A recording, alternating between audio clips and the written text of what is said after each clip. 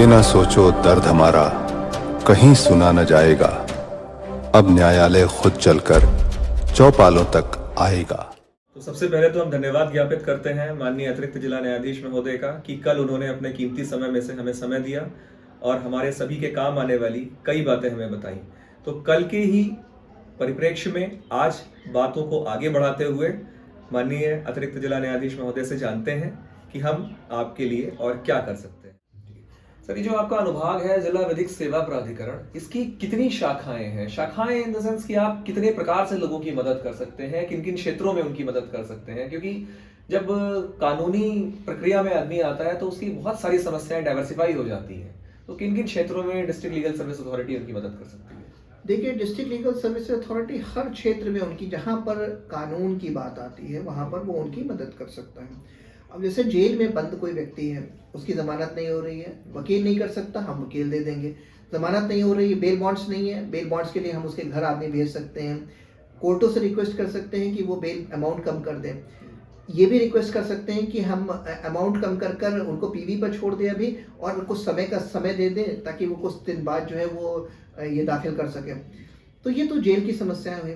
उस जेल में कई ऐसे बंदी हैं जिनकी कुछ पर्सनल समस्याएं भी होती हैं। जैसे मान लीजिए उनके घर में उनके बच्चे को कोई प्रताड़ित कर रहा है, उनकी परिवार में उनके वो अकेले हो गए हैं, उनकी खेती पर कोई कब्जा कर रहा है, उनके संपत्ति को कोई नुकसान पहुंचा रहा है, तो वो हमें लिख सकते हैं। हम इसको जिला प्रशासन को पर्सनली भी और उनके संज्ञान में ये बात डाल सकते हैं और उस पर एक्शन हो रहा है। जिला विधिक सेवा प्राधिकरण आपके साथ हर समय, जहां पर कानून की बात है, जहां अधिकार की बात है, वहां डिस्ट्रिक्ट लीगल सर्विस अथॉरिटी आपके साथ खड़ी हुई है। चलिए आगे बढ़ते हैं सर। ये जब डीएलएसए की बात होती है तो एक बात आती है एडीआर की। ये एडीआर क्या है, उसमें आप लोग किस तरह से और क्या काम करते हैं?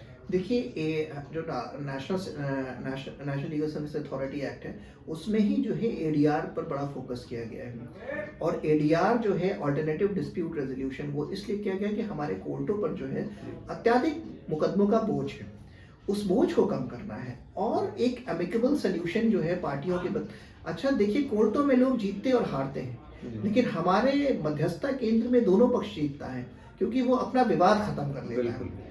यहाँ पर हमारे मध्यस्थता केंद्र में 6 ट्रेंड मध्यस्थ हैं। हम लिटिगेशन स्तर पर क्रिमिनल और सिविल दोनों में लिटिगेशन करा रहे हैं। हमारे जज मीडिएटर्स हैं, उनसे भी मीडिएशन करा रहे हैं।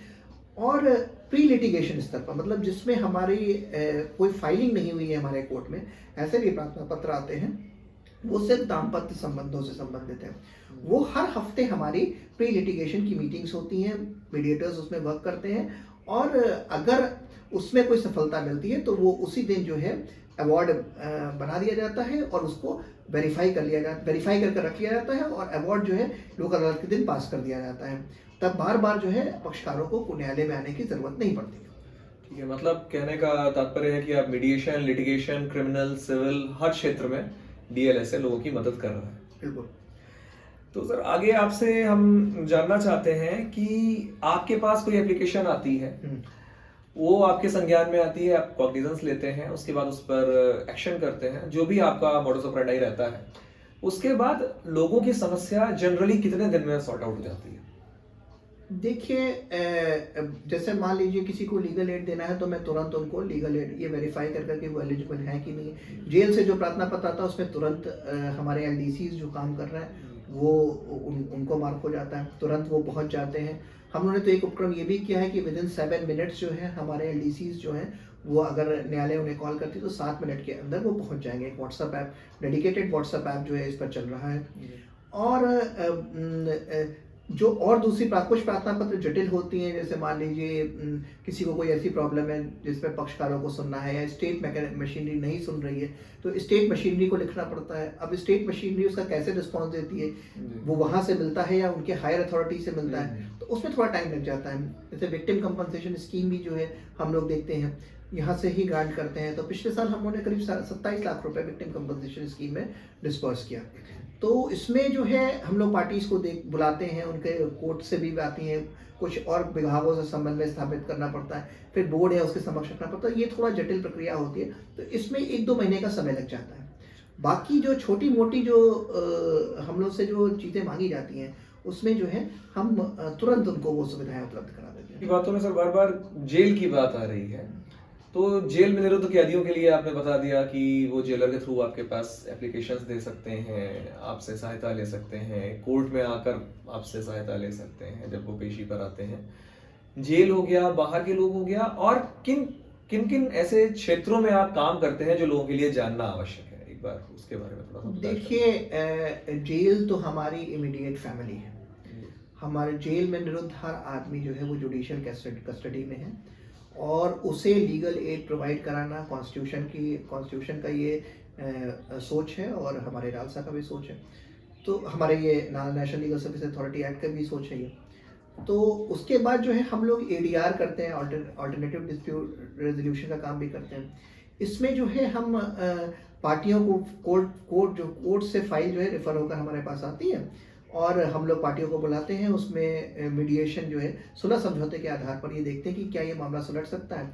फैमिली कोर्ट से भी मैटर आते हैं, बहुत से परिवार जो है वो टूटने से इससे बच जाते हैं।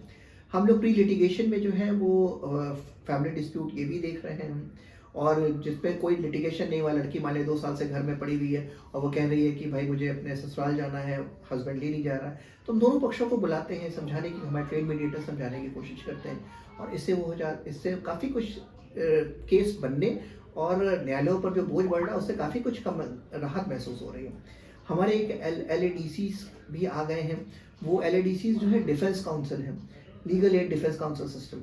वो क्या है कि वो प्री अरेस्ट से लेकर फाइनल FIR लिखने तक से लेकर वो फाइनल जजमेंट और अपील तक, वो जो है उनकी मदद करेंगे जो अक्यूज है। तो हम सिर्फ हमारा पक्ष जो है, वैसे आपको ये लगता होगा कि शासन राज्य का पक्ष है कि वो मुलजिमों को सजा दिलाना, लेकिन राज्य ये भी कर रहा, राज्य की कल्याणकारी नीति है कि वो मुलजिमों को फ्री लीगल एड भी दे रहा है। जी, जैसा कि सर ने भी बताया कि किन किन क्षेत्रों में डिस्ट्रिक्ट लीगल सर्विस अथॉरिटी काम कर रहा है। जेल के बारे में कुछ विशेष प्रयोजन, कुछ विशेष बताओ डिस्ट्रिक्ट लीगल सर्विस अथॉरिटी का रहता है। और जो सर ने नई स्कीम बताई है LADC, इसके बारे में मैं थोड़ा सा आप लोगों को बता देता हूँ। LADC है legal aid defence council system. ये ऑनरेबल सुप्रीम कोर्ट के द्वारा अभी स्पेसिफिकली लॉन्च की गई है डिफेंस पर्पस से। जैसे कि सर ने अभी कल्याणकारी राज्य के बारे में बताया, तो जो राज्य की अवधारणा है, भारत में केवल राज्य की अवधारणा नहीं है, भारत में कल्याणकारी राज्य की अवधारणा है। और जब कोई राज्य कल्याणकारी नीति से काम करता है तो ये उसका उत्तरदायित्व बन जाता है कि वो दोनों पक्षों को सुने, और यही नेचुरल जस्टिस का सिद्धांत भी है। और इसके साथ ही जरूरी नहीं है कि जेल में जो व्यक्ति निरुद्ध है या जिस व्यक्ति पर कोई आरोप लगाया गया है तो वो प्राइमा फेसी सही ही हो। ये सब ट्रायल के बाद कई बार आप देखते हैं कि 10 साल 20 साल के बाद आदमी निर्दोष पाया जाता है। तो ऐसे ही लोगों के अधिकारों का हनन होने से बचाने के लिए हम लोगों की नियुक्ति की गई है। हम लोग लीगल एड डिफेंस काउंसिल्स हैं, और हम लोग आप ही के लिए काम कर रहे हैं। आप डिफेंस के पर्पज से डिस्ट्रिक्ट लीगल सर्विस अथॉरिटी में अगर आते हैं तो आपको हमारी सभी सेवाएं निशुल्क, बिना किसी पैसे के, मैं फिर से रिपीट कर रहा हूं, निशुल्क, बिना किसी पैसे के, बिना एक भी सिंगल रुपया लिए आपको प्रदान की जाएंगी।